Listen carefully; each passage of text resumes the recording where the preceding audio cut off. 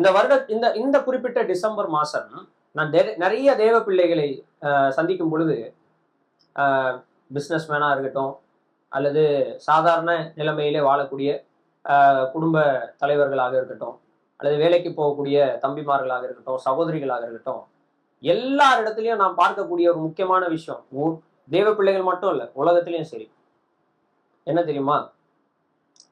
Financial struggle. இந்த December மாதம் அப்படி ஒரு தாக்கத்தை என்ன செஞ்சிருக்குது, ஏற்படுத்தி இருக்குது. ஃபினான்ஷியல் ஸ்ட்ரகிள் என்ன சொல்றது? நிதி பற்றாக்குறை யார் இடத்துல இருக்கிறது? மக்கள் இடத்துல இருக்கிறது. அதனால ஏகப்பட்ட பேர் கடனில் என்ன செய்யறாங்க, சிக்கி இருக்கிறத பார்க்க முடியும்.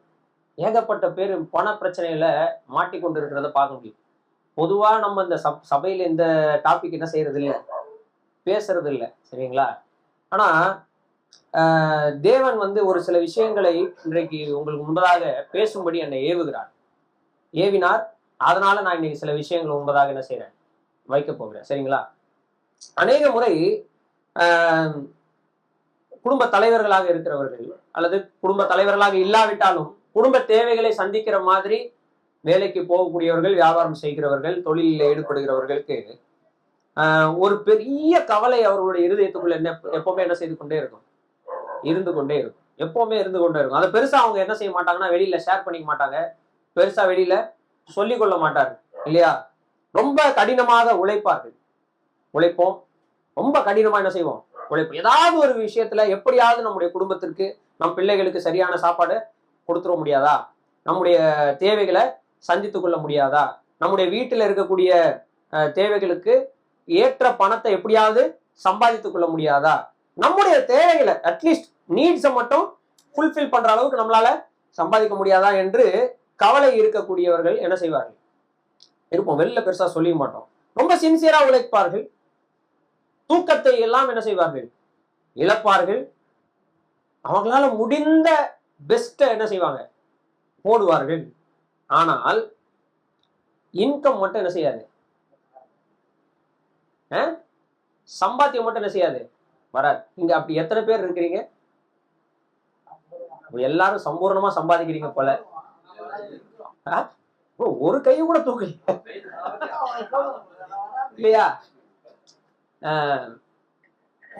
இப்படிப்பட்ட சூழ்நிலை வரும் பொழுது ஒரு சத்தம் நம்முடைய இருதயத்துக்குள் ஒலிக்கும். என்ன சத்தம் தெரியுமா? எல்லாருக்கும் ஒழிச்சிருக்கா தெரியல, எனக்கு ஒழிச்சிருக்குது, உங்களுக்கு ஒழிக்குமான்னு தெரியல. நீ ஒரு தோல்வியுற்றவன், யூ ஆர் அ ஃபெயிலியர். உன்னால உன் குடும்பத்துக்கு கூட என்ன செய்ய முடியவில்லை, சம்பாதிக்க முடியவில்லை. உன்னால உன் குடும்ப தேவைகளை கூட என்ன செய்ய முடியவில்லை, பூர்த்தி செய்ய முடியவில்லை. உன்னால உன் குடும்பத்தை கூட ரன் பண்ண முடியவில்லை. நீ ஒரு தோல்வியுற்றவன். உன் நண்பனை பார் எப்படி இருக்கிறான், எதிர் வீட்டை பார் எப்படி இருக்கிறான், அண்டை வீட்டை பார் எப்படி இருக்கிறான், மேல் வீட்டை பார் எப்படி இருக்கிறான். சுற்றி இருக்கிற எல்லா மக்களும் அவன் குடும்பத்தை நன்றாக என்ன செய்கிறான், சிறப்பாக நடத்தி கொண்டிருக்கிறான். ஆனால் நீ தோல்வியுற்றவன், யூ ஆர் அ ஃபெயிலியர். நீ நல்லா படிச்சிருக்கிற, நல்ல டிகிரி முடிச்சிருக்கிற, நல்ல காலேஜுக்கு போய் படிச்சிருக்கிற, நல்ல பெற்றோர் உனக்கு நல்லா என்ன செய்ய வச்சிருக்கிறாங்க, படிக்க வச்சிருக்கிறாங்க, செலவு பண்ணிருக்காங்க, எல்லாம் பண்ணிருக்காங்க, கல்யாணம் பண்ணி வச்சிருக்காங்க. ஆனா உன் குடும்பத்தை உன்னால என்ன செய்ய முடியல, நடத்த முடியல. நீ தோல்வியுற்றவன், யூ ஆர் அ ஃபெயிலியர். ஆனா அவன் நண்பர்களே பார் எப்படி வாழ்றாங்க, எப்படி சம்பாதிக்கிறாங்க, எத்தனை கார் வச்சிருக்காங்க, எத்தனை வீடு வச்சிருக்காங்க. அவன் பாத்தியா எவ்வளவு சந்தோஷமா அவன் குடும்பத்தை என்ன செய்யறான், ட்ரிப்பு கூட்டு போறான். ஆனால் நீ உன் குடும்பத்தை என்ன செய்ய முடியவில்லை, பார்த்துக் கொள்ள முடியவில்லை. நீ ஒரு தோல்வியுற்றவன், you are a failure, you are not doing enough. நீ இன்னும் அதிகமா என்ன செய்ய வேண்டி இருக்குது, உன் குடும்பத்திற்காக உழைக்க வேண்டியது. நீ இன்னும் நீ உழைக்க வேண்டிய அளவுக்கு என்னென்ன செய்யல, உழைக்கவில்லை. எல்லாரும் ப்ராஸ்பர் பண்றாங்க, உன்னால மட்டும் என்ன செய்ய முடியல. இந்த கேள்வி, இந்த குரல் ஏதோ ஒரு மூலையில வித்தியாசமான வால்யூம்ல உங்கள் கஷ்ட சூழ்நிலைக்கு ஏத்த மாதிரி என்ன செய்யும், கேட்டுக்கொண்டே இருக்கும். எத்தனை பேருக்கு அப்படிலாம் கேட்டிருக்குது, கேட்டிருக்குதா இல்லையா? அதாவது எல்லாருமே நான் பார்க்கிறேன், எல்லாருமே சரிங்களா, எவ்வளோ பேர் நான் பார்த்துருக்கேன். இந்த லாஸ்ட் ஒரு அக்டோபர், நவம்பர், டிசம்பர்ல சொல்றேன், அவ்வளோ நிதி பற்றாக்குறையில் என்ன செய்யறாங்க, இருக்கிறாங்க. ஏதோ நம்ம மட்டும் தான் கஷ்டப்படுறோம்னு பார்த்தா அப்படி இல்லை. பார்க்கிறவங்க யார்கிட்டயும் என்ன இல்லை, பணம் இல்லை. சரிங்களா, உண்மையா சொல்றேன். நீங்க வந்து சும்மா போயிட்டு என்ன செய்யுங்க, விசாரிச்சு பாருங்க எப்படி இருக்கு உங்க நிதி சூழ்நிலை. பாக்குறவங்க யார்கிட்ட இருக்கிறவங்க எங்ககிட்ட இருக்குதுங்க, சம்பூர்ணமா இருக்குன்னு சொல்றவங்க யாராவது இருக்கீங்களாங்க? யார்கிட்ட இல்ல. ஒருவேளை அப்படி இருக்கலாம். ஆனா சுத்தமா இல்லாமதான் இந்த நாட்கள்ல என்ன செய்யறாங்க, மக்கள் கஷ்டப்பட்டு கொண்டிருக்காங்க. குறிப்பா தேவ பிள்ளைகள் இந்த மாதிரி ஒரு சூழ்நிலையில கவலைப்பட்டு கொண்டிருக்கும் போது ஒரு நேரத்துல இப்படி தோணும். என்ன தோணும்னா, ஆகாய் தீர்க்க தரிசன புஸ்தகத்தில் வாசிக்கிறது போல போடுகிறதெல்லாம் பொத்தல் பையில் என்ன செய்கிறது, போகிறது. ஒருவேளை நான் துன்மார்க்கமாக வாழ்ந்து விட்டேனோ, நான் தேவனுக்கு விரோதமாய் பாவம் செய்கிறேனோ,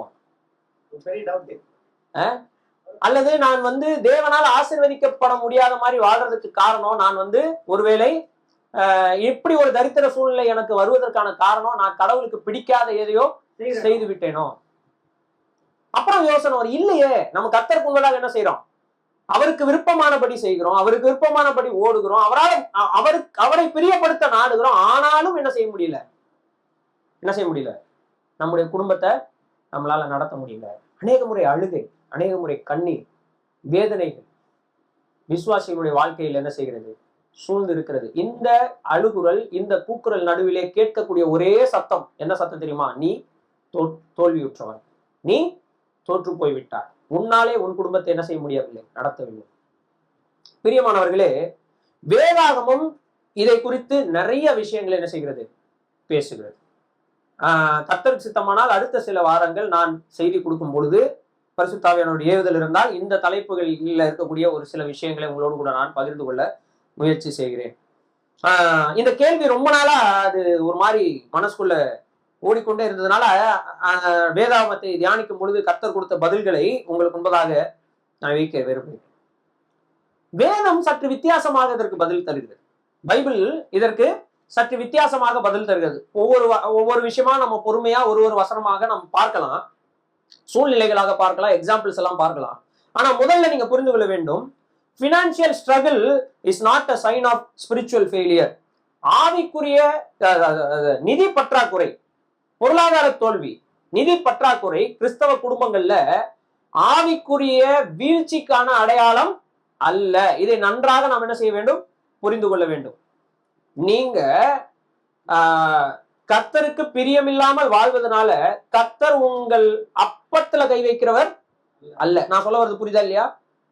கர்த்தருக்கு பிரியமில்லாம நீங்க வாழ்றதுனால கர்த்தர் உங்கள் அப்பத்துல என்ன செய்யறது இல்ல, கை வைப்பதில்லை. இல்லையே, அவர்களுடைய அப்பம் என்கிற ஆதரவுகோலை நான் முறிப்பேன் அப்படின்னு அங்க வசனம் என்ன செய்கிறது இருக்குது அப்படின்னு நீங்க கேட்டீங்கன்னா அதுவும் உண்டு, இல்லை என்று நான் என்ன செய்வதில்லை, சொல்லவில்லை. ஆனால் எப்பொழுதும் நீங்கள் பண கஷ்டப்படும் பொழுது, உங்கள் குடும்பத்திற்கு சம்பாதிக்க முடியாத சூழ்நிலையில் இருக்கும் போது அதுக்கு எல்லாவற்றுக்கும் பாவம் தான் காரணம் என்று என்ன செய்ய முடியாது, சொல்லிவிட முடியாது. இப்போ சபையில பலவீனர்களாக ஏகப்பட்ட பேர் இருக்கிறோம். உடனே அபாத்திரமாய் போதனம் பண்றதுனாலதான் பலவீனமாக இருக்கணும்னு சொல்ற முடியுமா? ஆனா அபாத்திரமாய் போதனம் பண்ணுகிறவங்க பலவீனர்களா இருப்பாங்களா இல்லையா? இருப்பாங்க. சிலர் நித்திரை அடைகிறார்கள். இப்ப நித்திரை அடைந்தார்கள் அப்படின்றதுக்காக அவங்க பாவிகள், அதனால் நித்திரை அடைந்து விட்டார்கள் அப்படின்னு சொல்ல முடியுமா? சொல்ல முடியாது. அந்த மாதிரி தான் இதையும் நீங்க என்ன செய்யணும், எடுத்துக்கொள்ள வேண்டும். சரிங்களா? அது என்ன சூழ்நிலை என்பதை என்ன செய்யணும், பார்க்க வேண்டும். அப்பம் என்கிற ஆதரவுகோலை இஸ்ரவேலை விட்டு கர்த்தர் ஏன் எடுத்தார் என்றால், தொடர்ந்து எச்சரிக்கப்பட்டு அதுக்கப்புறமும் தங்களுடைய இருதயங்களை அவன் கடினப்படுத்தினபடினால கடைசி ஆதரவுகளாக இருந்த அப்பத்தை என்ன செய்து விட்டார், எடுத்து விட்டார். அப்பொழுதாவது திருந்துவார்கள் என்று பார்த்தார். ஆனால் அப்பொழுது கூட அவங்க என்ன செய்யவில்லை, திருந்தவில்லை. அநியாயம் செய்கிறவர்கள் இன்னும் தான் அநியாயம் செய்து கொண்டிருந்தார். அதனால அப்பம் என்கிற ஆதரவுகோல் நம்முடைய குடும்பத்தை விட்டு நீங்குகிறது என்பதற்காக நாம வந்து உடனே பாவம் செய்து விட்டோம், நாம ஏதோ கர்த்தருக்கு விரோதமான விஷயங்களை செய்து விட்டோம் என்கிற காரணத்துக்காக அது நடக்கிறது என்று என்ன செய்ய வேண்டாம். ஆனா இன்னொரு பக்கமும் நீங்க கவனிக்கணும், அடிக்கடி கடிந்து கொள்ளப்பட்டு தன் பிடரியை கடினப்படுத்துகிறவனுக்கு சகாயம் இல்லை என்கிற வசனத்தை நாம் என்ன செய்ய வேண்டும், நான் ஒரு பக்கம் மட்டும் பேச முடியாது. இந்த இடத்துல நம்ம ரெண்டு பக்கம் என்ன செய்யணும், பார்க்க வேண்டும். இது நம்முடைய மனசாட்சிக்கு தெரியும். கர்த்தருக்கு பிரியமான நிலைமையில் நம் குடும்பத்தை நாம் நடத்தியும் நாம் பணப்பற்றாக்குறையில் இருக்கிறோமா? நாம கர்த்தருக்காக உழைத்தும், ஏன் நம்முடைய வேலையிலும் எஃபர்ட் அதிகமா 100% போட்டு கூட நம்மளால என்ன செய்ய முடியல, செய்கிற வேலைக்கு ஏற்ற ஊதியம் நம்முடைய கைகளுக்கு வந்தாலும் அது நம்முடைய குடும்பத்திற்கு பற்றாக்குறையாக போகிறதா? இதற்கு எப்பொழுதும் பாவம் தான் காரணம் என்று ஆகாது. ஏனென்றால் வேதாகமத்தில் நான் தான் பார்த்தேன், வேதாகமத்துல பெரிய பெரிய ஜாம்பவான்கள், பெரிய பெரிய ஜாம்பவான்கள் இந்த வழிகளில் என்ன செய்திருக்கிறார்கள்? போயிருக்கிறார். துன்மார்க்கமாய் வாழும் போது அல்ல, கர்த்தருக்கு பிரியமாய் வாழும் பொழுது. யோசேப்புன்னு ஒரு மனிதன், அவன் என்ன பாவம் செய்தான் அடிமையாவதற்கு? அவன் என்ன பாவம் செய்தான் ஜெயிலில் போடப்படுவதற்கு? தன்னுடைய எஜமானுடைய கரங்களை நோக்கி காத்திருக்கிற அளவிற்கு அவன் என்ன பாவம் செய்தான்? ஏதாவது பாவம் செய்தானா? நீதியாய் வாழ்ந்ததுனால்தான் எங்க போனான்? ஜெயிலுக்கு போனான், இல்லைங்களா? இந்த மாதிரி நாம் நிறைய பேர் நம்ம உதாரணமாக என்ன செய்ய முடியும்? எடுக்க முடியும். விசுவாசத்தினாலே தேவனை பின்பற்றி வந்த ஆபிரகாம் பஞ்சத்திலே என்ன செய்தார்? பஞ்சத்தை சந்தித்தாரா இல்லையா? சந்தித்தார். எலியா என்னும் தீர்க்கதரிசி மகா பராக்கிரமங்களை கர்த்தருக்காக செய்தவர் பஞ்ச காலத்தை சந்தித்தார். அவருக்கு மட்டும் பஞ்சம் இல்லாம இருந்துச்சா? இருந்துச்சு. ஆனால் கர்த்தர் அவர் என்ன செய்தார்? அதுக்காக பஞ்சம் வராமல் இல்லை. நான் என்ன சொல்ல வருகிறேன் என்று சொன்னால், எப்பொழுதும் நம்முடைய நிதி பற்றாக்குறை, எப்பொழுதும் நம்முடைய வாழ்க்கையில நாம் செய்கிற வேலைக்கான ஊதியங்கள் நமக்கு கிடைக்காத போது நாம் என்ன செய்து, எப்பவுமே இதுக்கு பாவம் தான் காரணம் என்ற எண்ணம் நமக்குள்ள என்ன செய்யக்கூடாது? வரக்கூடாது. ரெண்டாவது, மற்றவர்கள் இப்படிப்பட்ட சூழ்நிலை கஷ்டப்படும் போது பாத்தியா என்ன ஆட்டம் ஆடுனா, இன்னைக்கு பாரு அவன் என்ன செய்யறான், கஷ்டப்படுறான் பாத்தியா, இதுக்குதான் கர்த்தருக்கு முன்னாடி ஒழுங்கா இருக்கணும்னு சொல்றது என்று நாம மற்றவர்களும் என்ன செய்யக்கூடாது? சொல்லக்கூடாது. குற்றப்படுத்துகிறவர்களாக என்ன செய்யக்கூடாது? இருக்கக்கூடாது. சரி, அப்ப இந்த சூழ்நிலையை நம்ம எப்படிதான் கடந்து செல்றது? இந்த சூழ்நிலையை எப்படிதான் கடந்து செல்றது? இதற்கு சில விஷயங்களை முதலாவது நாம் புரிந்து கொள்ள வேண்டும். முதல்ல ஒரு விஷயத்தை, ஒரு உண்மையை நாம் புரிந்து கொள்ள வேண்டியவர்களாக இருக்கிறோம். முதல் விஷயம், நமக்குள் நீ தோற்றுவிட்டாய், உன் குடும்பத்தை உன்னால் நடத்த முடியவில்லை, மற்றவர்களை பார் நன்றாக தானே இருக்கிறார்கள், உன்னால் மட்டும் உன் குடும்பத்தை என்ன செய்ய முடியவில்லை, நடத்த முடியவில்லை என்று சொல்லுகிற குரல் யாருடையது என்பதை நாம் என்ன செய்ய வேண்டும்? முதலில் அடையாளம் காண வேண்டும். அந்த குரல் யாருடையது? பிசாசானவனுடையது. அது தேவனுடைய குரல் அல்ல. ஏன் அது பிசாசானவனுடைய குரல்? ஏன் அது பிசாசானுடைய குரல்? தீங்கினால் ஒரு மனிதனை சோதிக்கிறது தேவன் அல்ல. போட்டிருக்காரா இல்லையா? எங்க போட்டிருக்காரு? யாக்கோபுல சொல்லிறார், பொல்லாங்கினால் தேவன் ஒரு மனிதன் என்ன செய்ய மாட்டார். அதான் திரும்ப சொல்றேனே, உங்க கிட்ட உங்க பிளேட்ல இருக்கிற சாப்பாட்டை புடுங்கிதான் கர்த்தர் உங்களை சோதிக்கணும்னு கர்த்தருக்கு எதுவுமே அவசியம் இல்லை. நம் குடும்ப தேவைகளை சந்திக்க முடியாமல் கஷ்டப்பட்டு திணறி, தேவனே எனக்கு வேற வழி இல்லை, உங்களுடைய காலில் நான் வந்து விழுகிறேன்னு சொல்லி அவங்க சொல்லணும்ன்றதுக்காக தேவன் உங்களை என்ன செய்ய போறது இல்லை. அப்படி சோதிக்கிறதற்கு அவர் ஜோசப் ஸ்டாலின் இல்லை. அவர் கம்யூனிஸ்ட் ரெஜிமுடைய தலைவன் அல்ல. மக்கள் கிட்ட இருக்கிற எல்லாவற்றையும் பிடுங்கி கொண்டு உங்களுக்கு நான் தேவைப்படும் பொழுது தருகிறேன் என்று சொல்லி சோசியலிச கொள்கையினால மக்கள் கிட்ட இருக்கிற எல்லாவற்றையும் பிடுங்கி வைத்துக் கொண்டு நீங்கள் கேட்கும் பொழுது கெஞ்ச வைத்து உங்க கைக்கு தருவதற்கு கர்த்தர் ஒரு கம்யூனிஸ்ட் இல்ல. இதை நன்றாக என்ன செய்யணும்? புரிந்து கொள்ள வேண்டும். இந்த குரல் பிசாசினுடையது. ஏன்னா பிசாசு என்ன செய்கிறான் தெரியுமா? உங்களை தேவனுடைய ராஜ்யத்தை அவருடைய நீதியும் பார்க்க விடாம தடுக்கிறதற்கு இந்த குரலை உங்ககிட்ட என்ன செய்யறான்? சொல்றான். ஏன்னா அப்பதான் நீங்க என்ன பண்ணுவீங்க? சபைக்கு முக்கியத்துவம் தர மாட்டீங்க, மற்றவர்களுக்காக ஜெபிக்க மாட்டீங்க, சுவிசேஷம் சொல்ல மாட்டீங்க, மற்றவர்களுக்காக உழைக்க மாட்டீங்க, சுய தியாகம் செய்ய மாட்டீங்க. நான் எனக்கு மட்டும்தான் என்ன செய்வேன்? ஓடுவேன். என்னை மட்டும் தான் கவனிக்க ஸ்டார்ட் பண்ணுவேன். சுயநல வாழ்க்கைக்குள்ள நான் என்ன செஞ்சிருவேன்? வந்துருவேன். இதற்காக உங்ககிட்ட சொல்லிக்கிட்டே இருப்பான். என்ன சொல்லிட்டு இருப்பான்? நீ தோத்து போனவன் பாத்தியா, உன் கூட தானே படிச்சான், அவன் எப்படி இருக்கான் பார், உன் கூட தானே உன் வயசுல தானே அவனுக்கும் கல்யாணம் ஆச்சு, எப்படி இருக்கான் பார், நீ பாத்தியா என்ன பண்ற, தோத்து போயிட்ட, நீ தோத்து போயிட்ட, உன் குடும்பத்திற்கு உன்னால என்ன செய்ய முடியல, சம்பாதிக்க முடியல. இந்த எண்ணம் வந்துகிட்டே இருக்கும்போது என்ன ஆகும்? ஆட்டோமேட்டிக்கா நம்ம மைண்ட்ல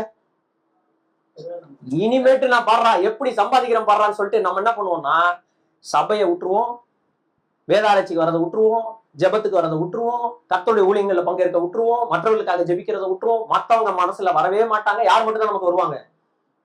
நாமும் நம்முடைய குடும்பம் மட்டும் தான் நம்ம கண்ணு முன்னாடி வந்து நிற்கும். இந்த ஒரு விஷயம் வெற்றியாக முடிய வேண்டும்ன்றதுக்காக பிசாசான உங்களுக்குள்ள என்ன செய்து கொண்டே இருப்பான்? யூ ஆர் அ ஃபெயிலியர், உன்னால முடியல, நீ வேஸ்ட், நீ தரித்திரம் புடிச்சவன் உங்களுக்குள்ள என்ன செய்து கொண்டே இருப்பான்?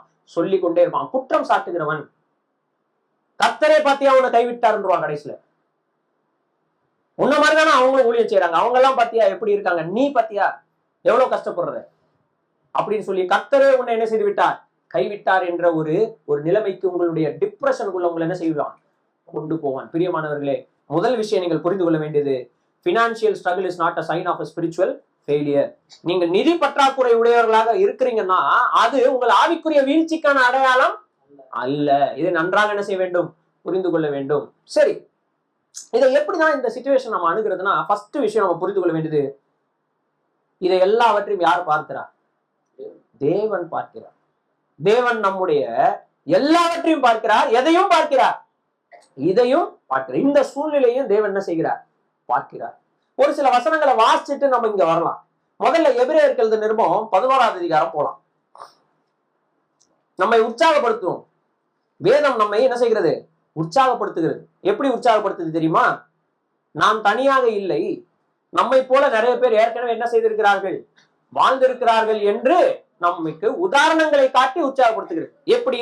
அதான் சொல்றேனே, வேதாவும் ரொம்ப பிராக்டிக்கலான புக்குங்க. நம்மை தேவன் அதை எப்படி செய்யறது இல்லைன்னா, பிலாசபி தத்துவங்கள் எல்லாம் சொல்லி கர்த்தருடைய வார்த்தை நம்மள செய்யறது இல்லை, வழி நடத்துறது இல்லை, உதாரணங்களை சொல்லி வழி நடத்துகிறது. எப்படி பாருங்க, எபிரேயர் 11ஆம் அதிகாரத்துல நிறைய பேர் இருக்காங்க, நம்ம எல்லாரையும் வாசிக்க வேண்டாம். ஆனா 32வது வசனத்துல இருந்து 38வது வசனம் வரைக்கும் வாசிக்கலாம். யாராவது தெளிவாக வாசிங்க. 32ல இருந்து 38 வாசிங்க. பின்னும் நான் என்ன சொல்லுவேன், சாமுவேல் என்பவர்களையும் தீர்க்கதரிசிகளையும் குறித்து விவரம் சொல்ல வேண்டுமானால் காலம் போதாது. 31வது வசனம் வரைக்கும் நிறைய பேர் சொல்லிட்டார், அவங்க வாழ்க்கையை பத்தி சொல்லிட்டார். 32வது வசனம் வந்த உடனே ஒரு சில பேரை சொல்லிட்டு இன்னும் இவங்களை பத்தி எல்லாம் சொல்லணும். ஆனா இவங்களை பத்தி எல்லாம் நான் சொன்னேன்னா என்ன போதாது, காலம் போதாது. அந்த அளவுக்கு மேகம் போன்ற திரளான சாட்சிகள் தான் இருக்கு. சரிங்களா? காலம் போதாதுன்னு சொல்லிட்டு அவங்களை பத்தி சுருக்கமா சில விஷயங்களை சொல்லுகிறார். என்னென்ன சொல்லுகிறார்? விசுவாசத்தினாலே அவர்கள் ராஜ்யங்களை ஜெயித்தார்கள். விசுவாசத்தினாலே நீதியை நடப்பித்தார்கள்.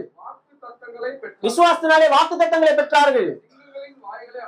விசுவாசத்தினாலே சிங்கங்களின் வாய்களை அடைத்தார்கள். விசுவாசத்தினாலே அக்கினியின் உக்கிரத்தை அவித்தார்கள். விசுவாசத்தினாலே பட்டய கருத்துக்கு தப்பினார்கள். விசுவாசத்தினாலே பலவீனத்தில் பலன் கொண்டார்கள். விசுவாசத்தினாலே யுத்தத்தில் வல்லவரானார்கள்.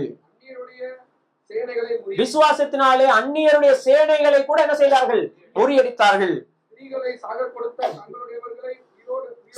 விசுவாசத்தினாலே சில ஸ்திரீகள் சாக கொடுத்த தங்களுடையவர்களை மீண்டும் என்ன செய்தார்கள், உயிரோட திரும்ப பெற்றார்கள். போதும். இதுவரைக்கும் நம்ம பார்த்த லிஸ்ட்ல என்னென்ன போட்டிருக்கு? இவங்க ராஜ்யங்களை ஜெயித்தார்கள். என்ஃபோர்ஸ்மெண்ட் ஆஃப் ஜஸ்டிஸ், நீதியை அமல்படுத்தினார்கள். அப்புறம் வாக்குத்தத்தங்களை பெற்றார்கள். அப்புறம் சிங்கங்களின் வாய்களை கட்டினார்கள். அக்கினிக்கு தப்பினார்கள். பட்டய கருக்குக்கு தப்பினார்கள். அநேகரை என்ன செய்தார்கள், வீழ்த்தினார்கள். எதிரிகளுடைய சேனைகளை ஓட ஓட விரட்டினார்கள். சாக கொடுத்தவர்களை திரும்ப பெற்றார்கள். எல்லாம் கேட்கறதுக்கு எப்படி இருக்கு? பெரிய பெரிய விஷயங்களை விசுவாசத்தினாலே செய்தார்கள் என்று சொல்லுவோம் இல்லையா? பெரிய பெரிய விஷயங்களை விசுவாசத்தினாலே செய்தார்கள் என்று சொல்லுவோம் இல்லையா? இதெல்லாம் நம்ம ஏதாவது செஞ்சிருக்கோமா? இதுல ஏதாவது ஒண்ணு செஞ்சிருக்கோமா? நம்ம பயங்கரமா விசுவாசத்திற்காக வாழ்ந்திருக்கிறார்கள். இதோட ஆவியானவர் நிறுத்தி இருந்தா கதை வேற. ஆனா வேறு சிலர்னு சொல்லிட்டு ஒரு பட்டியல் வருது பாருங்க. வேறு சிலர் நிந்தைகளையும் அடிகளையும் கட்டுகளையும் காவலையும் அனுபவித்தார்கள். நிந்தைகளையும் அடிகளையும் கட்டுகளையும் காவலைகளையும் அனுபவித்தார்கள். கல்லெறியுண்டார்கள். வாளால் அறுப்புண்டார்கள். பரீட்சை பார்க்கப்பட்டார்கள். பட்டயத்தினாலே வெட்டப்பட்டு மரித்தார்கள். செம்மறியாட்டு தோள்களையும் வெள்ளாட்டு தோள்களையும் போர்த்து கொண்டு திரிந்து உடை இல்லாமல் ஆட்டு மயிரை போர்த்தி கொண்டு திரிந்தார்கள். துன்பத்தையும் அனுபவித்தார்கள். குறைவை அனுபவித்தார்கள், உபத்திரவத்தை அனுபவித்தார்கள், துன்பத்தை அனுபவித்தார்கள். உலகம் அவர்களுக்கு பாத்திரமா இருக்க, உலகம் இந்த உலகம் இவங்களுக்கு தகுதியா இல்லை. இவங்க இந்த உலகத்துக்கு தகுதியா இல்லைன்னு போல, இந்த உலகம் இவர்களுக்கு தகுதியா இல்லை. பிரியமானவர்களே, உலகத்து மனிதர்கள் தங்கள் குடும்பங்களை நன்றாக வைத்திருக்கிறார்கள் என்பதனாலே நீங்கள் தோல்வியுற்றவர்கள் என்று எப்பொழுதும் என்ன செய்ய வேண்டாம், என்ன வேண்டாம். ஏன்னா விசுவாசத்தினால ராஜ்யங்களை ஜெயிப்பது எவ்வளவு பராக்கிரமமான விஷயமோ, அதே விசுவாசத்தினால குறைவை அனுபவிப்பதும் பராக்கிரமமான விஷயமும் தான். அதே பட்டியல்ல தான் இதுவும் என்ன செய்யப்பட்டிருக்கிறது, சொல்லப்பட்டிருக்கிறது. அப்ப பிரியமானவர்களே, நாம் என்ன புரிந்து கொள்ளலாம்? நாம் தனியாக இல்லை. நமக்கு முன்பதாக இப்படி என்ன செய்திருக்கிறார்கள்? இவங்கெல்லாம் பிசாசின் பிள்ளைகளா? இல்ல இவங்கெல்லாம் அபாத்திரமாய் போஜனமானம் பண்ணவங்களா? இல்ல இவங்கெல்லாம் ஆகாய தீர்க்கதரிசன புஸ்தகத்துல சொல்லி இருக்கிறபடி தேவனுக்கு விரோதமாக வாழ்ந்தவங்களா? இல்லையே, கர்த்தருக்காக வாழ்ந்தவர்கள். அதனால என்ன கிடைச்சது இவங்களுக்கு? இவங்க ராஜ்யத்தை ஜெயிக்கல, அக்னியை அவிக்கல, எதிரிகளின் சேனைகளை விரட்டல, சாக கொடுத்த தங்களோட ஸ்திரீ என்ன செய்யல, உயிரோட திரும்ப பெறல. ஆனா இவங்க அதுக்கு பதிலா என்ன அனுபவித்தாங்க? நிந்தனை, அவமானம், கட்டுகள், கல்லறி உண்டார்கள், வாளால் துண்டாக நறுக்கப்பட்டார்கள், வெட்டப்பட்டார்கள், குறைவையும் உபத்திரவத்தையும் துன்பத்தையும் அனுபவித்தார்கள். உடைகள் இல்லாமல் அவர்கள் ஆட்டுத்தோள்களை போர்த்தி கொண்டு குகைகளிலும் மலைகளிலும் வனாந்தரங்களிலும் சுற்றித் திரிந்தார்கள் என்று நாம் என்ன செய்யறோம்? வாசிக்கிறோம். இவங்க யார்? இவர்களும் மேகம் போன்ற திரளான சாட்சிகள்ல இருக்கிற விசுவாச வீரர்களே. ஆமாவா இல்லையா? ஆமாவா இல்லையா? இவர்கள் தேவனால் என்ன சாட்சி பெற்றார்கள்? நல்ல சாட்சியை பெற்றார்கள்.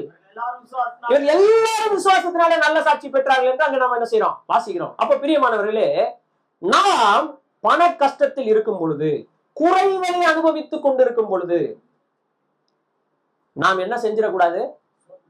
என்ன செஞ்சிடக்கூடாது? பிசாசின் குரலுக்கு செவி கொடுத்து தேவனுக்காக ஓடுகிற ஓட்டத்தின் நடுவில் என்ன செஞ்சிடக்கூடாது? விட்டுவிட கூடாது. பிரியமானவர்களே, தேவனுக்காக ஓடுகிற ஓட்டத்தை நடுவில் என்ன செஞ்சிடக்கூடாது?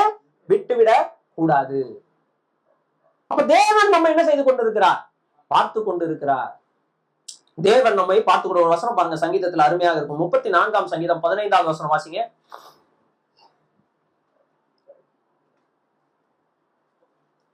சங்கீதம் 34:15.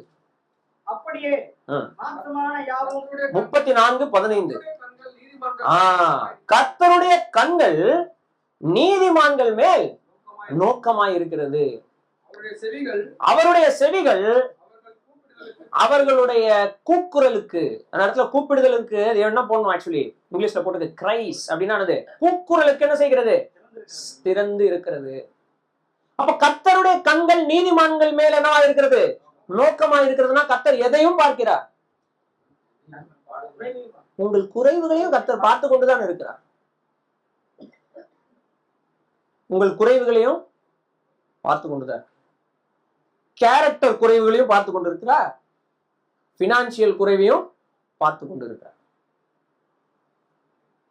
உங்களுடைய பில்ஸ், நீங்க மாதம் மாதம் கட்ட வேண்டிய பில்ஸையும் யார் பார்க்கிறார்? கர்த்தர் பார்த்து கொண்டிருக்கிறார். எலக்ட்ரிக் பில்லையும் கர்த்தர் பார்க்கிறார், கடன் பில்லையும் கர்த்தர் பார்க்கிறார். உங்க நெட்ஃபிளிக்ஸ், அமேசான் ரீசார்ஜ் பில்லையும் கர்த்தர் என்ன செய்கிறார்? பார்க்கிறார்.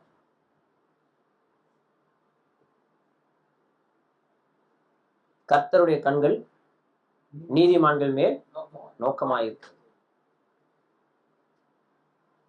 எல்லாவற்றையும் கர்த்தர் செய்து கொண்டிருக்கிறார், பார்த்து கொண்டிருக்கிறார். உங்கள் ஊதியம் நீங்க உங்க கைக்கு வருது இல்ல மாசம், அதற்கு பின்னாடி நீங்க போடுற எஃபர்ட் இருக்குது இல்ல, அதுக்கு பின்னாடி நீங்க போடுகிற முயற்சியை யார் பார்க்கிறா? கர்த்தர் பார்க்கிறார். எவ்வளவு நேர்மையாக நீங்கள் உழைக்கிறீர்கள் என்பதை கர்த்தர் பார்க்கிறார். எவ்வளவு உண்மையாக கொடுக்கிறீர்கள் என்பதையும் கர்த்தர் பார்க்கிறார். எவ்வளவு உண்மையாக சம்பாதிக்கிறீர்கள் என்பதை கர்த்தர் பார்க்கிறார். பணத்திற்காக யாரையும் ஏமாற்றாமல் எப்படி வாழ்கிறீர்கள் என்பதை கர்த்தர் பார்க்கிறார். உங்கள் வீட்டு குறைவுகளை போக்குவதற்காக மற்றவர்களுடைய விஷயங்கள் எதிலாவது நீங்கள் ஆசையுள்ளவர்களா இருக்கிறீர்களா இல்லையா என்பதையும் கர்த்தர் பார்க்கிறார். எல்லாவற்றையும் பார்க்கிறார். கர்த்தருடைய கண்கள் நீதிமான்கள் மேல் நோக்கமாயிருக்கிறது. நோக்கமாயிருக்கிறது. இன்றைக்கு இந்த இடத்துல உட்கார்ந்து கொண்டிருக்கிற நீங்கள் உங்கள் இருதயத்துக்குள், நான் என் குடும்பத்தை நடத்துவதற்கு தகுதியற்றவன், நான் ஒரு வேஸ்ட் ஃபெலோ, என்னால் என்ன செய்ய முடியாது? குடும்பத்தை நடத்த முடியாது, இவ்வளவு கடன்களை நான் என்ன செய்திருக்கிறேன்?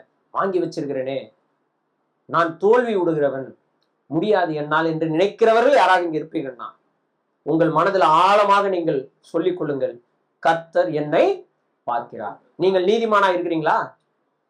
அதாவது விசுவாசத்தினால கர்த்தராகிய இயேசு கிறிஸ்துவை சொந்த ரட்சகரா ஏற்றுக்கொண்டீங்கன்னா நீங்க யாரு? நீதிமான். அப்போ உங்களை யார் பார்க்கிறார்? கர்த்தருடைய கண்கள் பார்த்து கொண்டிருக்கிறது. ரெண்டாவது ஒண்ணு போட்டிருக்கு, அவருடைய செவிகள் அவருடைய கூக்குரலுக்கு என்ன செய்திருக்கிறது? திறந்திருக்கிறது. உங்கள் கூக்குரலை யார் கவனிக்கிறார்? தேவன் கவனித்துக் கொண்டிருக்கிறார். உங்கள் கூக்குரலை யார் கவனிக்கிறார்? தேவன் கவனித்துக் கொண்டிருக்கிறார்.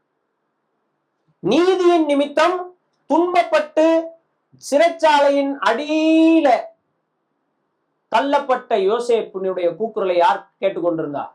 கர்த்தர் கேட்டுக்கொண்டிருந்தார். சகோதரர்களினாலே வெற்று குழியிலே போடப்பட்டு விற்கப்பட்ட யோசேப்பினுடைய குமுறல்களை யார் கேட்டுக்கொண்டிருந்தார்? கர்த்தர் கேட்டுக்கொண்டிருந்தார். எல்லாருக்கும் பஞ்சம் வரும் என்று சொன்ன எலியா அதே பஞ்சத்தினால் கஷ்டப்படும் பொழுது அவனுடைய கூக்குரலை யார் கேட்டுக்கொண்டிருந்தார்? கர்த்தர் கேட்டுக்கொண்டிருந்தார். சாரிபாத் என்கிற புறஜாதி பெண்ணுடைய கூக்குரலை கூட யார் கேட்டார்? கர்த்தர் கேட்டுக்கொண்டிருந்தார். கர்த்தருடைய கண்கள் தம்மை விசுவாசிக்கிற எல்லார் மேலும் நோக்கமாயிருக்கிறது. கர்த்தருடைய செவிகள் தம்மை விசுவாசிக்கிறவர்களுடைய கூக்குரலுக்கு எப்பொழுது என்ன செய்திருக்கிறது? திறந்திருக்கிறது. இதை முதல்ல நீங்க ஞாபகம் வச்சுக்கோங்க. கர்த்தர் உண்மை உள்ளவர். ஏன்னா எந்த கர்த்தர் ஒரு சிலரை ராஜ்யங்களை கவிழ்ப்பதற்கும் ராஜ்யங்களை ஏற்படுத்துவதற்கும் பயன்படுத்தினாரோ அதே கர்த்தர் வேறு சிலரை கட்டுண்டவர்களாக இருக்கவும் அனுமதித்தார்.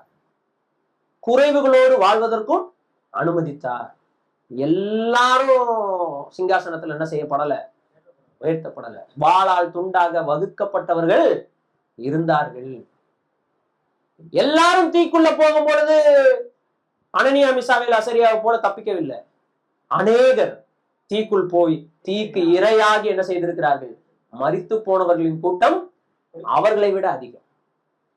அப்ப பிரியமானவர்களே, இந்த உலகம் முழுவதும் இன்றைக்கு தேவ பிள்ளைகள் ஆங்காங்கே தேவனுக்காக நீதியாக வாழ்ந்து கஷ்டப்பட்டு கொண்டிருக்கிற சூழ்நிலையில இன்றைக்கு நாம் நிம்மதியாக இந்த இடத்துல என்ன செய்திருக்கோம்? ஆராதித்துக் கொண்டிருக்கிறோம். அவர்களை போல நமக்கும் கஷ்டங்கள் உண்டு, பாடுகள் உண்டு, பிரச்சனைகள் உண்டு. அதனால நீங்க தோத்து போனவர்கள் என்று பிசாசு உங்கள் இருதயத்தில் சொன்னால் முதல்ல நீங்க திரும்ப சொல்லுங்க, என் கர்த்தர் என்னை கவனித்து பார்க்கிறார், என்னுடைய உழைப்பை பார்க்கிறார், என் சம்பாத்தியத்தை பார்க்கிறார், என் வாழ்க்கையை பார்க்கிறார், என் நீதியை பார்க்கிறார், என் அக்கிரமத்தை பார்க்கிறார், என் எல்லாவற்றையும் அவர் என்ன செய்கிறார்? பார்க்கிறார். என் தோல்வியையும் அவர் என்ன செய்கிறார்? பார்க்கிறார். இந்த கர்த்தர் என் கூக்குரலை அவர் ஒருபோது என்ன செய்வதில்லை, தள்ளி விடுகிறவர் இல்லை. எசேக்கியா ராஜா அவன் கூக்குரல் நம்ம இப்போ நம்ம பார்க்கும்போது அது வீணாக தெரியும். என்ன இதெல்லாம் ஒரு ஜபம் என்ன செஞ்சுட்டான், ஜோம் பண்ணிட்டான். இல்ல அவனுடைய நிலைமையில இருந்து பாருங்க. கர்த்தருக்காக உண்மை ஊத்தமாய் வாழ்ந்த அவன் திடீர்னு நீ செத்துருவன்னு சொல்லும் போது அவன் என்ன செய்யறான்? ஐயோ கர்த்தாவே, நான் உண்மையும் உத்தமா உங்களுக்காக வாழ்ந்தனே, இப்படி திடீர்னு என்ன செஞ்சுட்டீங்க, எடுத்துக்கிட்டீங்கன்னா நல்லா இருக்குமான்னு கேட்கறான். நீங்க கேட்பீங்களா? கேட்க மாட்டீங்களா? இன்னைக்கு கர்த்தர் உங்களை பார்த்து இன்னைக்கு நீங்க மறித்து விடுவீர்கள் சொன்னா யார்கிட்டயாவது கர்த்தாவே என் குடும்பம் என்னத்துக்கு ஆகுறது, என் பிள்ளைங்க கேட்பீங்களா? கேட்க மாட்டீங்களா? அப்ப எசேக்கியாவை மட்டும் என் குறை சொல்றீங்க. கர்த்தர் எசேக்கியாவின் கூக்குரலை கேட்டார். ஆகார்னு ஒரு பெண் தன் நாச்சியாரனால கொடுமைப்படுத்தப்பட்டவளாய் வீட்டை விட்டு என்ன செய்கிறார்? ஓடிக்கொண்டிருக்கிறார். அவள் கூக்குரலை யார் கேட்டார்? 1000 பேரை சாவடிச்சுட்டு நிக்கிறான். யாரு? சிம்சோன். அவ்வளவு பராக்கிரமமான கிரியைகளை செய்து முடிச்சு நிக்கிறான். உயிர் போகுதுன்றான். அவ்வளவுதான்றான். அவன் கூக்குரலை யார் கேட்டார்? கர்த்தர் கேட்டார். கர்த்தர் நீதிமான்களுடைய கூக்குரலை, அவரை விசுவாசிக்கிறவர்களுடைய கூக்குரலை எப்பொழுது என்ன செய்கிறார்? கேட்கிறார். இதை நாம மறந்து விடவே கூடாது. அதனால நாம் என்ன செய்யக்கூடாதுன்னா சோர்ந்து போகக்கூடாது. எந்த சூழ்நிலை வரும் பொழுது முதல்ல புரிஞ்சுக்கோங்க, நம்ம தனியா இல்லை. நம்ம வேதாகமத்தில் இருக்கிற விசுவாச வீரர்கள் பட்டியல்ல அவங்க பாடுகிற பாடுகள், கஷ்டங்கள் எப்படி பட்டு விசுவாசத்துக்காக வாழ்ந்து கடைசி வரைக்கும் நின்னாங்களோ அதே கூட்டத்துலதான் நாம என்ன செய்யறோம்? இருக்கிறோம் இல்லையா?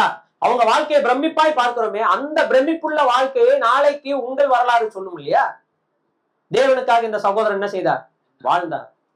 அவர் குறைவுகளின் நடுவிலும் கர்த்தருக்காக உண்மையும் உத்தமமாய் வாழ்ந்தார். அவர் நிறைவாக இருக்கும் பொழுது கர்த்தருக்காக எப்படி வாழ்ந்தாரோ அதை விட அதிகமாக குறைவுகளை என்ன செய்தார்? உண்மையுள்ளவராய் வாழ்ந்தார் என்றதை யார் சொல்லணும்? அதுதான் சாட்சி.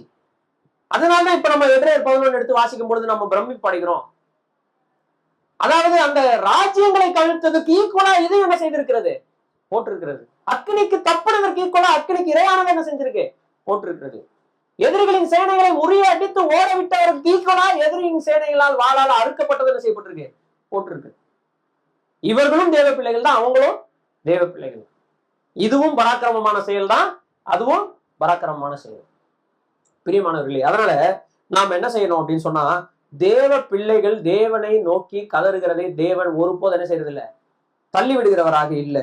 சில வசனங்கள் நமக்கு நல்லா தெரியலாம், வாக்குத்தத்த வசனங்கள். தேவன் நம்முடைய கண்ணீரை காண்கிறார். போட்டிருக்கா இல்லையா? எஸ், சங்கீதம் 56:8 வாசிங்க.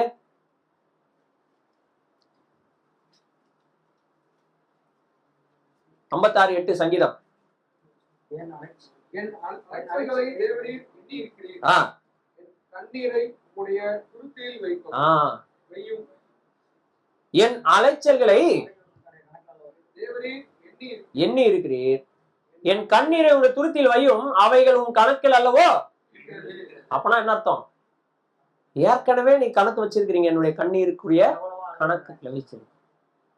எவ்வளவு பிரயாசத்தோடு நீங்கள் உழைக்கிறீர்கள் என்பதை யார் பார்க்கிறார்? தேவன் பார்க்கிறார் என்ற நம்பிக்கை யாருக்கு இருந்தது? இந்த சங்கீதக்காரனுக்கு இருந்தது. யாருக்கு இருக்கணும்? நமக்கு இருக்கணும். மார்க் 12:41 44 வரைக்கும் வாசிக்க வேண்டாம், நமக்கு தெரிந்த விஷயம். எல்லாரும் காணிக்க போடும்படியாக வந்தார்கள். அங்க ஒரு ஏழை விதவை பெண் வருகிறார். நிறைய போட்டவர்களையும் கர்த்தர் பார்த்தார். தன் வாழ்நாளிலே தனக்கு இருந்தவை எல்லாவற்றையும் என்னது? 2 வெள்ளிக்காசு. அப்படித்தானே? கரெக்டா? 20 வெள்ளிக்காசா 2 வெள்ளிக்காசா? 2 வெள்ளிக்காசு. ஒரு துட்டுக்கு சமமான 2 காசு. நம்ம கால்குலேஷன் சும்மா சொன்னோம்னா ₹1 சம்பந்தமா 2 50 பைசா அந்த மாதிரி வச்சுக்கோங்களேன். 2 வெள்ளிக்காசு தான் இருந்துச்சு. அதுதான் தன் வாழ்நாளுடைய அவளுக்கு இருக்கிறதே. அதையும் கர்த்தருக்காக போட்டாள். கர்த்தர் சொல்லும் போது சொல்றாரு, அவளுடைய எஃபர்ட்டை கர்த்தர் என்ன செய்கிறார்? அங்கீகரிக்கிறார். இல்லையா? அங்கீகரிச்சா இல்லையா? அதுக்காக மற்றவங்க எல்லாம் கொடுக்கலன்னு அவர் சொல்லல. மற்றவங்க எல்லாம் தங்கள் நிறைவிலிருந்து என்ன செய்தார்கள்? கொடுத்தார்கள். ஆனால் இவ்வளோ தனக்கு உண்டானது எல்லாவற்றையும் போட்டு விட்டான்னு சொல்றாரு. அப்போ கர்த்தர் எவ்வளவு கொடுக்கிறோம் என்பதை என்ன செய்யல? பார்க்கல. எப்படி கொடுக்கிறோன்றத கர்த்தர் என்ன செய்கிறார்? பார்க்க. உங்க எஃபர்ட்டை கர்த்தர் என்ன செய்கிறார்? பார்க்கிறார். உங்க வாழ்க்கையில கர்த்தருக்கு எப்படி உழைக்கிறீர்கள் என்பதை கர்த்தர் என்ன செய்கிறார்? பார்க்கிறார். கர்த்தருக்காக எப்படி ஓடுகிறீர்கள் என்பதை கர்த்தர் கூர்ந்து கவனிக்கக்கூடியவராய் இருக்கிறார். உங்கள் கண்ணீரை அவர் என்ன செய்திருக்கிறார்? ஞாபகம் வைத்திருக்கிறார். ஞாபகம் வைத்திருக்கிறார். அவருடைய நாமத்திற்காக ஒரு கலசம் தண்ணீரை எடுத்து கொடுத்தாலும் அதை என்ன செய்யறது இல்லையா? அவரு மறப்பதில்லைன்னு கர்த்தர் என்ன செய்கிறார்? சொல்லுகிறார். அப்ப அவ்வளவு டீட்டெயிலா நம்ம வாழ்க்கையை அவர் என்ன செய்கிறார்? கவனிக்கக்கூடியவராக. வேதாமத்தை நம்ம ஆழ்ந்து கவனிச்சு வாசிச்சோம்னு சொன்னா ஒரு விசுவாசியும் கர்த்தர் என்ன செய்யறது இல்லை? விடுகிறவர் இல்லை. இல்லையா? அந்த சராசரத்தையும் படைத்த தேவன் ஒரு குறிப்பிட்ட சபைக்கு லெட்டர் எழுதும் போது அந்த குறிப்பிட்ட சபையில அந்திப்பான ஒருத்தன் கர்த்தருக்காக ரத்த சாட்சியா மரிச்சான்றதை என்ன செய்யறாரு? எழுதுறாரு. அத கர்த்தர் மறக்கல. மறந்தாரா? மறக்கல. அதனால உங்களுடைய கண்ணீரை அவர் கவனிக்கிறார். உங்கள் எஃபர்ட்ஸ், நீங்கள் போடுகிற எஃபர்ட்ஸை அவர் கவனிக்கிறார். கர்த்தருக்காக நீங்கள் கொடுப்பதற்கு நீங்கள் உழைக்கிற உழைப்பை அவர் என்ன செய்கிறார்? கவனிக்கிறார். உங்களுக்கு மறைவாக, உங்கள் குடும்பத்திற்கு தெரியாமல், உங்கள் குடும்பத்திற்காக நீங்கள் உழைக்கிற அந்த ஹிடன் பேட்டில்ஸ் இருக்குது இல்ல, மறைவாக இருக்கக்கூடிய போராட்டங்களை கர்த்தர் என்ன செய்கிறார்? கவனிக்கிறார். கர்த்தர் உங்களுடைய இன்கம்மை வைத்து உங்களை என்ன செய்கிறது இல்ல? ஆசீர்வதிப்பது இல்லை. உங்களுடைய இன்டெகிரிட்டியை வச்சுதான் உங்களை என்ன செய்கிறார்? ஆசீர்வதிக்கிறார். உங்களுடைய நேர்மையை கர்த்தர் என்ன செய்கிறார்? பார்க்கிறார். எவ்வளவு விசுவாசத்தோடு நீங்கள் வாழ்கிறீர்கள் என்பதை கர்த்தர் கவனிக்கிறார். எவ்வளவு நாள் கர்த்தருக்காக நீங்கள் இதை சகிக்கிறீர்கள் என்பதை கர்த்தர் என்ன செய்கிறார்? பார்க்கிறார். இதையெல்லாம் பார்ப்பதற்கு அவர் ஒரு சாடிஸ்ட் கிடையாது, கொடூரமானவர் இல்லை. காரணம், அவர் உங்களுக்காக இந்த பூமியில உங்களுக்காக எனக்காக எல்லா பாடுகளையும் என்ன செய்திருக்கிறார்? சகித்திருக்கிறார். காரணமே இல்லாம. கர்த்தர் உங்களை கவனிக்கிறாருன்னு நான் சொல்றேன் இல்லையா? நீங்க கர்த்தருக்காக வாழ்றீங்க இல்லையா? அது நன்றி கடன். அவர் நமக்காக உயிரை கொடுக்கிறது என்ன கடன்? என்ன கடன்? தேவையே இல்லையே. ஆனால் என்ன செய்தார்? நிந்தனை அனுபவிச்சாரா? பணப்பற்றாக்குறை அனுபவிச்சாரா? அனுபவிச்சாரா இல்லையா? அனுபவிச்சார். பசியோட இருந்தாரா? இருந்தார். வேர்வையோடு இருந்தாரா? இருந்தார். தாகத்தோடு இருந்தாரா? இருந்தார். தலையை சாய்க்க இடம் இல்லாமல் சுற்றி திரிந்தாரா? திரிந்தார். அவர் போட்ட கர்த்தருக்காக அவர் உழைத்த உழைப்பை போல இதுவரைக்கும் எந்த மனுஷன் என்ன செய்ய முடியாது? உழைக்க முடியாத அளவிற்கு அவர் என்ன செய்தார்? இந்த பூமியிலே பாடுகள் பட்டார். சகல விதத்திலும் நம்மை போல் சோதிக்கப்பட்டும் பாவம் இல்லாதவராக இருக்கிற பிரதான ஆசிரியர் நமக்கு இருக்கிறபடினால அவர் நம்மை பார்த்து பரிதபிக்க கூடியவராக என்ன செய்கிறார்? இருக்கிறார் என்று எபிரேயர்ல நம்ம என்ன செய்யறோம்? வாசிக்கிறோம். அதனால திருவாசன தண்டையில நம்ம என்ன செய்ய முடியுது? சேர முடிகிறது என்ற வசனம் நமக்கு எபிரேயர் கருத்து நிறுவத்திலே சொல்லப்படுகிறது. பிரியமானவர்களே, 4வது செஞ்சுரியில வாழ்ந்து கொண்டிருந்த, அதாவது கிபி 300கள் எண்டுல வாழ்ந்து கொண்டிருந்த ஒரு தேவதாசன், ஒரு early search father, John Chrysostom அப்படின்னு சொல்றவரு அவருடைய புக்ல இப்படியாக எழுதி வைத்திருக்கிறார். God does not crown the wealthy but the faithful. தேவன் ஐஸ்வர்யவான்களை முடிசூட்டுவதில்லை, உண்மையுள்ளவர்களுக்கு முடிசூட்டுகிறார் அப்படின்னு என்ன செய்திருக்கிறார், எழுதியிருக்கிறார். பிரியமானவர்களே, அதனால ஐஸ்வர்யத்தை வைத்து நம்முடைய ஆவிக்குரிய வாழ்க்கையை நம்ம என்ன செஞ்சிட வேண்டாம், கணக்கு போட வேண்டாம். அது அல்ல ஆசீர்வாதம். ஒன்றும் இல்லாமையில் கர்த்தருக்காக நான் நிக்கிறேன்னா அவனை போல ஆசீர்வாதம் உள்ளவன் யாரும் இல்லை. அப்ப குறைவுபடுவது நல்லது. அது நம் கேரக்டரை உருவாக்கும், நம் குணத்தை என்ன செய்யும், உருவாக்கும். கர்த்தர் நிறைவாக வைப்பாரா வைக்க மாட்டாரான்றது நெக்ஸ்ட். ஆனா நித்தியமா நிறைவாக வைக்க போகிறார். இங்க ஒண்ணுமே கிடைக்கலனாலும் எல்லாமே இருக்கு, கரெக்டா இருக்கு. ஆனா இங்கே கர்த்தர் நிறைவாக வைத்தே ஆக வேண்டும் என்று நம்ம என்ன செய்ய வேண்டாம், கேட்க வேண்டும். என்னை வழி நடத்தி போகிற பாதைகள் அதில் நீர் என்னோடு இருந்தால் மட்டும் போதும். உம்மோடு கூட நான் என்றென்றைக்கு என்ன செய்யணும், வாழ வேண்டும். உம்முடைய குணாதிசயங்களின் குணாதிசயமாக மாற வேண்டும்ன்ற அந்த நோக்கம் மட்டும் நமக்கு இருந்தா போதும். இன்னும் நம்ம இதை பத்தி பார்க்க தான் போறோம். அப்போ பினான்சியல் ஸ்ட்ரகிள் நம்ம எப்படி அணுகணும் அப்படின்னா, கான்பிடன்ஸா என்ன செய்யணும், அணுகணும். ஏன்னா நம்மை போல நிறைய பேர் என்ன செய்திருக்கிறாரு, வாழ்ந்திருக்கிறார். அதனால நம்ம தனியா இல்ல, கர்த்தர் நம்மை காண்கின்றார், கர்த்தர் நம்மை காண்கின்றார். அதனால இயேசு கிறிஸ்துவின் நிந்தையை சுமக்கும்படியாக அழைக்கப்பட்டிருக்கிற வாழ்க்கையில நிந்தையை சுமப்பதே நமக்கு பாக்கியம் இல்லையா? அதற்காக நம்ம ஒப்பு கொடுத்து வாழ்வோம். தொடர்ந்து இந்த வசனங்களை கர்த்தர் நமக்கு ஆசீர்வாதம் தருவாராக. இந்த விஷயங்களை குறித்து இன்னும் அதிகமாக தியானியுங்கள். தயவு செய்து சோர்ந்து மட்டும் என்ன செய்ய வேண்டாம், போக வேண்டாம். கர்த்தர் உங்கள் வாழ்க்கையை, என்னுடைய வாழ்க்கையை வசனங்களின்படி, இந்த வசனத்தின்படி என்ன செய்வார், நிச்சயமாக ஆசீர்வதித்து வழிநடத்தி செல்வார். கர்த்தர் மேல் நம்பிக்கையா இருங்க. அவரை நம்புகிற மனுஷன் பாக்கியவான். ஜெபித்து முடிக்கலாம்.